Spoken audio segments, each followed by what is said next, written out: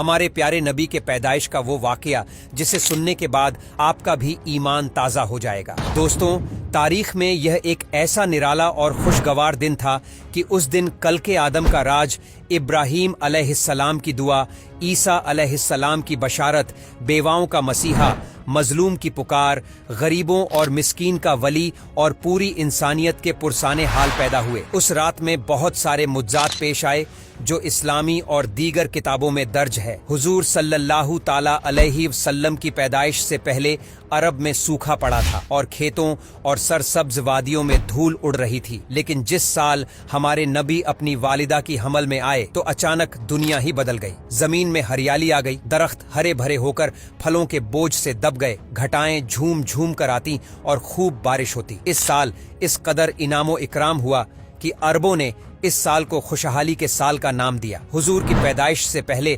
عربوں کے نجومی میں کسی بڑی شخصیت کی پیدائش کا چرچا عام تھا، اور اہل کتاب بھی اپنی کتاب میں جس آخری نبی کو پیدائش کے بارے میں پڑھتے آئے تھے، انہیں احساس ہو گیا تھا کہ اس نبی کی آمد کا وقت قریب آ چکا ہے۔ لہٰذا حسان بن صابر، جو عرب کے مشہور شاعر تھے، وہ فرماتے ہیں کہ وہ 7 سال کے تھے اور مدینے میں رہتے تھے۔ ایک دن اچانک انہوں نے ایک یہودی کو ایک بلند مقام پر چیختے ہوئے سنا۔ وہ کہہ رہا تھا کہ اے یہودیوں، آج رات احمد کا ستارہ چمک اٹھا ہے جس میں وہ پیدا ہوگا۔ اس طرح کے کئی سارے واقعات عربوں کی کتابوں میں ملتے ہیں، جس سے پتہ چلتا ہے کہ حضور کی پیدائش کے سال ہی لوگوں کو یہ علم ہو گیا تھا کہ اس عظیم ہستی کی آمد بہت قریب ہے جو دنیا کی تاریخ کو بدل کر رکھ دیں گے۔ نبی صلی اللہ علیہ وسلم کی والدہ نے آپ کی پیدائش کے وقت ایک خواب دیکھا کہ ان میں سے ایک نور نکلا جس سے ملک شام کے محلات روشن ہو گئے۔ لہٰذا جب حضور صلی اللہ تعالی علیہ وسلم پیدا ہوئے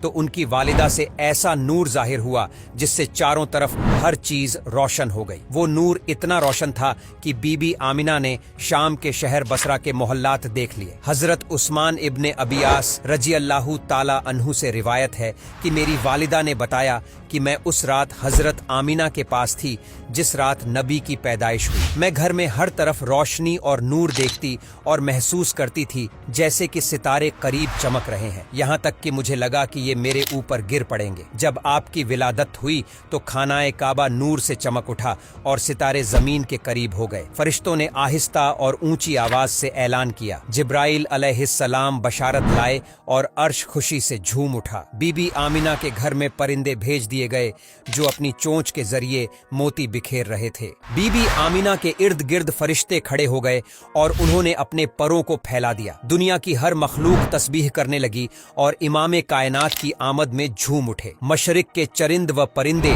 مغرب کے جانوروں کے پاس مبارکباد لے کر گئے۔ یہی عمل باقی جانوروں نے کیا۔ نبی کے والد عبداللہ کی آپ کی پیدائش سے پہلے ہی وفات ہو چکی تھی۔ آپ کے دادا عبد المطلب نے جب اپنے پوتے کی پیدائش کی خبر سنی تو کعبے میں جا کر سجدہ کیا اور اس نعمت پر اللہ کا شکر ادا کیا۔ اس وقت آپ نے یہ منظر دیکھا کہ کعبے میں رکھے سارے بڑے بڑے بت منہ کے بل گر گئے۔ یہ واقعہ دوسری مذہبی کتابوں اور تاریخی کتابوں میں بھی موجود ہے کہ اس رات دنیا کے تمام بت گر گئے تھے۔ حضور کے ولادت کی رات عزرا کے محل میں طوفان آ گیا اور اس کے 14 گنگرے گر پڑے۔ بحر تبریہ کا پانی خشک ہو گیا اور فارس کے آتش خدا یعنی اگنی کنڈ کی آگ بجھ گئی جو پچھلے 1 سال سے جل رہی تھی اور اسے ایک لمحے کے لیے بھی بجھنے نہیں دیا گیا تھا۔ لوگ اس آگ کی پوجا کیا کرتے تھے۔ کھجرا اور کیسر کے شاہی محل میں طوفان کا آنا اس بات کی طرف اشارہ تھا کہ دنیاوی جاہو جلال کے جھوٹے محل اب زمین دوز ہونے والے ہیں